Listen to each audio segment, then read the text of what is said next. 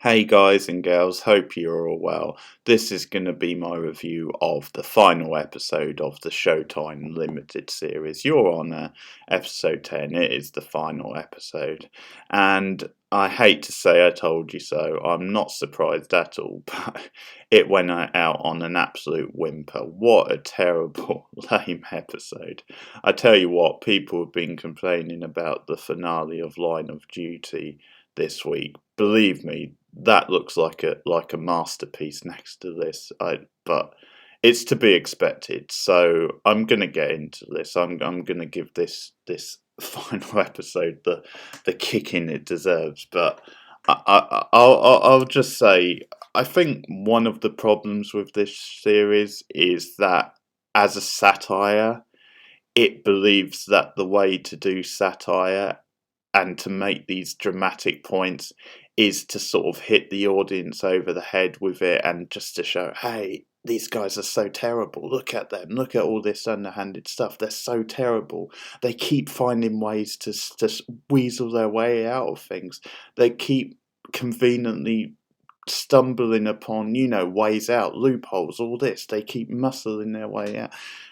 So it sort of feels that the way to do like hard hitting satire is just to, you know, make the audience spend time with thoroughly unlikable but also unengaging people. And that's the problem because other shows, if you look at something like Sopranos, which is a classic example, because in Sopranos, you know, a lot of the characters may be absolutely disgusting, totally unlikable, almost unredeemable characters, but at least they have charisma, at least they are interesting characters to be around, and they do have moments of humanity.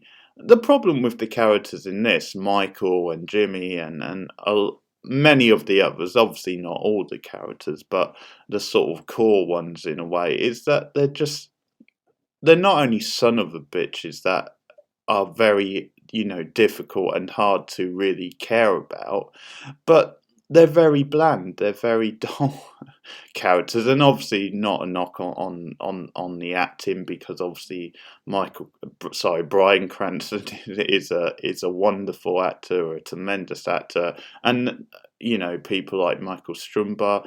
I mean, I ranted last week about how Hope Davis has been wasted in this show, but she's another really good actress who's just given almost nothing to do in this. But that's the point. They just surround you with these really boring characters who are like thoroughly unlikable with it, but also they just come up with these just really contrived and unbelievable scenarios to make their point rather than going with some credibility or just a plot with some sort of thought. And this episode is an absolute mess. I mean, it just hits you over the head with everything, and it just, as the episode goes on, they telegraph almost every major sort of dramatic moment to the point where you can see where it's going.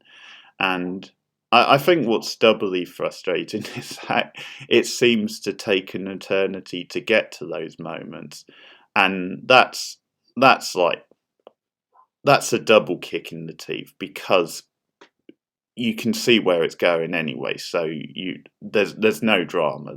That they achieve no tension by just doing this, and they just frustrate the audience in the process. So let's deal with where it goes in terms of the case, and I'll talk about I'll talk a bit about the personal stuff because the text that Adam got at the end of last week's was actually from Elizabeth. It wasn't from Jimmy or from Adam's girlfriend. I thought they were building to that big meeting with Jimmy, but no, they saved that for later on in this episode. The text was actually from Elizabeth, and she tells him about his mother having an affair. And so Adam is obviously mad with his father, but that lasts for about like 5 seconds. I mean, it was really not worth having that as a plot, because Michael just tells him like a charming story about the day he met his mother, or the day like they had Adam, or something. It becomes this sort of bonding father and son moment, but it just totally woofs that, because it's like Adam a minute ago was pissed with his father, maybe understandably for not telling him, and then just because he tells him this heartwarming story, Adam kind of forgives him. It's like, well, that was sort of pointless. But I mean, talking about the case, because the case for the last few weeks has been some of the best stuff, and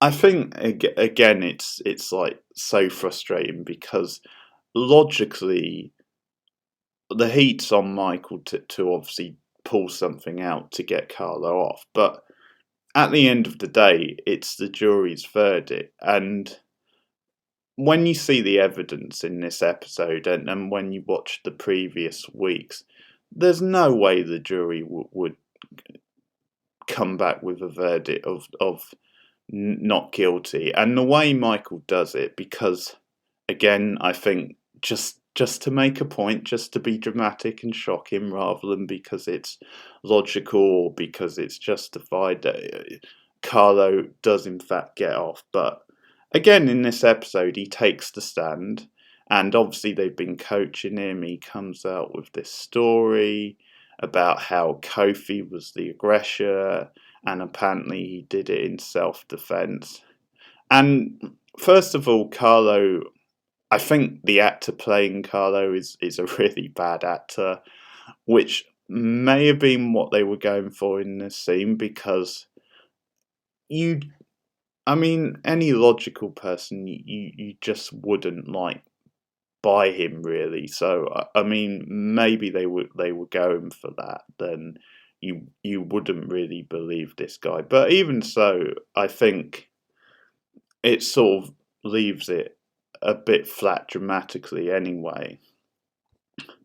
But he gets cross-examined, and he basically gets his ass kicked, on cross. And at one point he calls the attorney, like a an awful sort of name, because she picks him up on the fact that, hey, Kofi supposedly injured my balls. Basically, I grabbed onto them, and she questions about, well, you didn't seek doctor's treatment, which Carlo says, no, I didn't. I don't know why, I just didn't.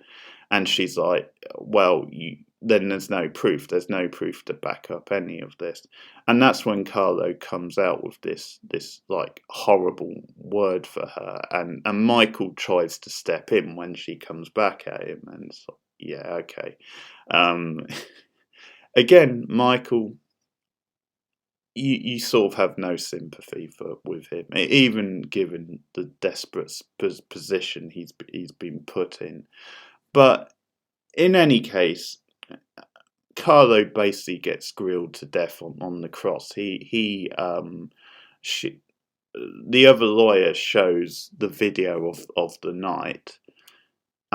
Because actually, one of the best bits in the episode is that they take a break for recess before Carlo is like cross-examined, and during that break, Lee goes to the cells and examines it, because one thing that Carlo claimed is then Kofi actually shut the door on the cell, like locked it, shut it, so that Carlo was literally trapped inside. And Lee, by doing this, she actually finds out, well, that's not true, because the doors are basically shut for the night, and once they're shut, they're locked basically. So Kofi couldn't have like come through and opened it and then shut it behind him, like Carlo said. So I mean, obviously, it must have been sort of ajar because we know that Kofi did come into the cell, but he couldn't have shut it in the way that Carlo was claiming.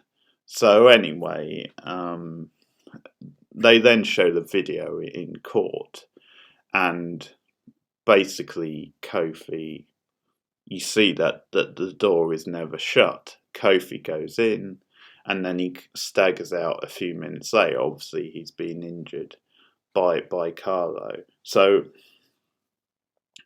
all this stuff really looks damning, and there's over the weeks, Carlo's defence has come up with little or no evidence that would sway this jury, especially since we're meant to believe that this is a jury who's very much on the side of Kofi, who very much believes, hey, the Baxters are some scumbags, Carlo's a killer, all this sort of stuff. So, bearing that in mind, you would need a strong defence. You would need unbelievable evidence to try and turn them around. So there's this another convenient little scene where Jimmy goes to Michael and again threatens him in the car park. And are you gonna pull something out? Now I'll say at this point a couple of things happened. First of all, Nancy, the detective, has cottoned on to the fact that Michael's lying, because, again, for another sort of convoluted, boring sort of scene, she actually finds out that the car was taken the day after this supposedly happened, or the day before. So the dates didn't match up anyway. That's what I'm saying. So finds out that Michael's lying about that. So Nancy is basically on his ass and putting pressure on him about that. And Charlie, who at this point has found out that Adam is the real person who did it, he's sort of trying to blackmail Nancy. He's kind of making threats saying, I'm going to be mayor. No doubt I'm going to win the election. And he sort of offers her support, to basically bring down the corrupt police department if he becomes mayor. But at the same time, he's kind of saying, you don't have it otherwise, and I can make life difficult for you. And I think that seems another example of just how bad these characters are, because it's Charlie, son. You've got a bit of nerve. I mean, coming back at her with that, it's like the pot calling the kettle black. Really, I mean, all the underhanded shit he gets up to, and yet he's preaching about the police department being dirty.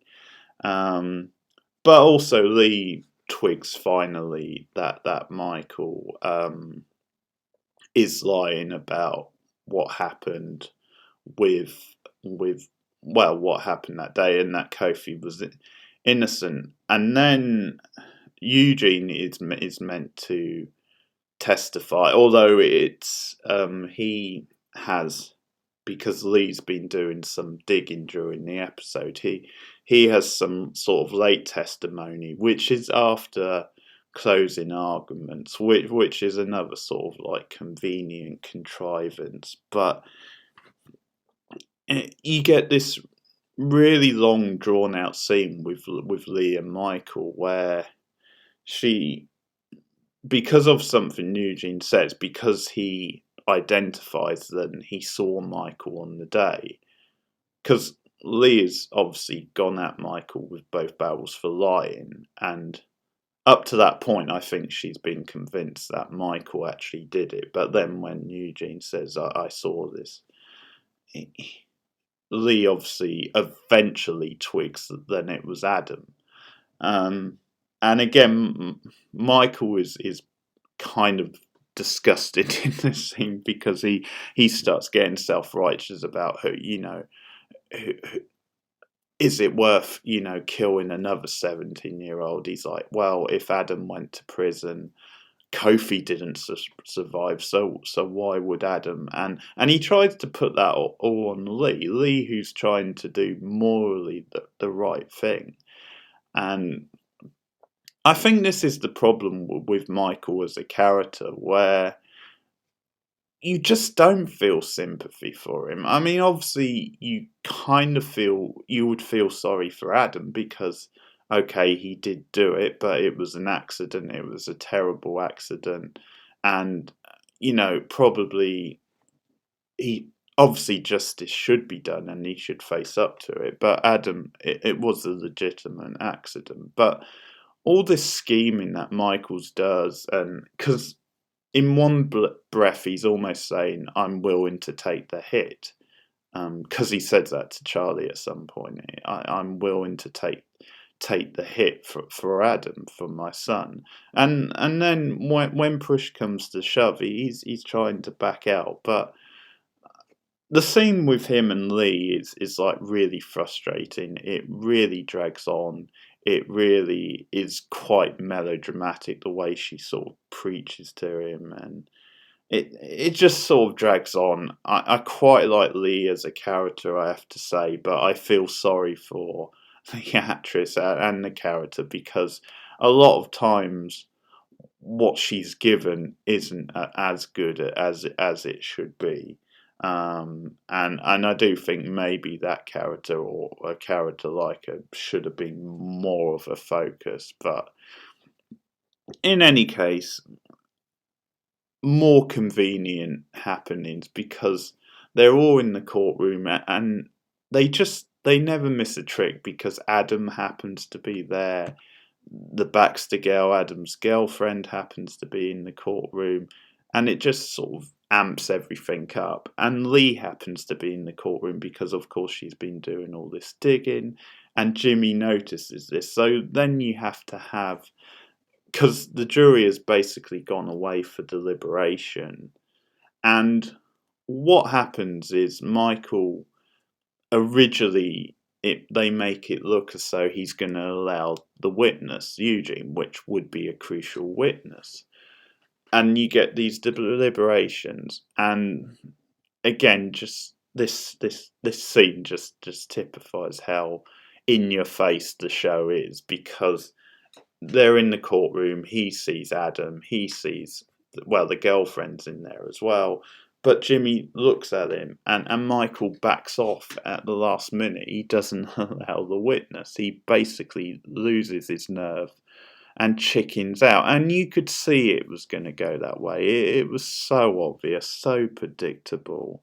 And Lee basically like storms out. I mean, basically, everybody hates Michael by the end of this episode.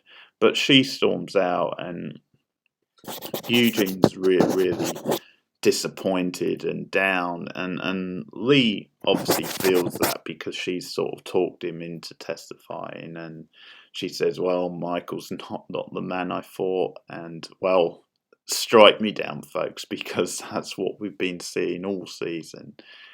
I think that is part of the problem. I think the drama, the writers want you to have this sympathy with him and his predicament, but I just don't. He's just done too many sort of shitty things, and where he could have made a different decisions for me to care, sort of thing. But they sort of do this point really where Lee almost concedes defeat and kind of says, "Well, go and be in a gang." I mean, she doesn't say that in so many words to Eugene, but she's effectively sort of saying that because she's now soured on the system. She's kind of saying, just take everything you can almost. And that's obviously one of the points they're making, that because justice isn't done and there's always a screwy system, that kind of thing, then that's what pushes people like Eugene into like the gang life. And again, that's a perfectly like reasonable thing for point for them to be making, and it's obviously sadly quite true at times. But the problem is then the writing just isn't there to justify it. They don't have the subtlety to like back up those points, so it ultimately gets lost, and the episode's a bit of a mess. But you sort of get one more threat from Jimmy to Michael, and that's because he sees Lee in the courtroom. So he kind of twigs that they're in a relationship. So I think that pushes us. I mean, we're meant to believe that Michael loves Lee, but to be honest, I'm not buying it, folks. But one more push, and there's one more slap in the face to well, two more if you include how the episodes end, but one more as far as the case, because you can tell that just for shock value, they're going to have Carlo get off, no matter how compelling the case is against him. So Jimmy comes to Michael, do you have one more trick, or do you have a way out? And Michael, all he does is he walks into the courtroom and he sort of fakes a note from the jury. He writes down something on a bit of paper, because there's a bit of paper on the table where the jury would have been, and he sort of fakes then it's a note for the jury member asking for the video to be played, that like the audio footage of the 911 call on that day. So Michael, again claiming he's impartial, load of bullshit, of course. he sort of agrees, let's play the foot, and this just doesn't work, because they're trying to convince us that this one bit of sympathy, even though, bearing in mind, it doesn't actually prove that Kofi was the one who was there. I mean, obviously, this trial isn't necessarily about that anyway. It's about, Carlo and his, his sort of attacking and killing Kofi. But even so, they're obviously going for a sympathy, emotional vote. Michael's trying to work this so the jury all have sympathy with Carlo, almost. I mean, as if you could. And that's it. It's so predictable, and they come back with a motion of no guilty.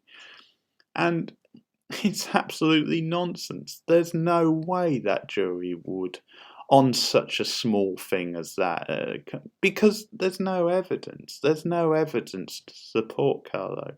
But of course, to make a point, to be shocking, they have to have him get off, not guilty. But then there's another turn at the end where they tried to squeeze tension out, because Jimmy finds out then it was in fact Adam, and that this was always going to happen. He finds out basically because Adam, who conveniently is in the courtroom that day, he's got his inhaler, so Jimmy twigs, hey, inhaler, and he's obviously cottoned on that it's Michael's son.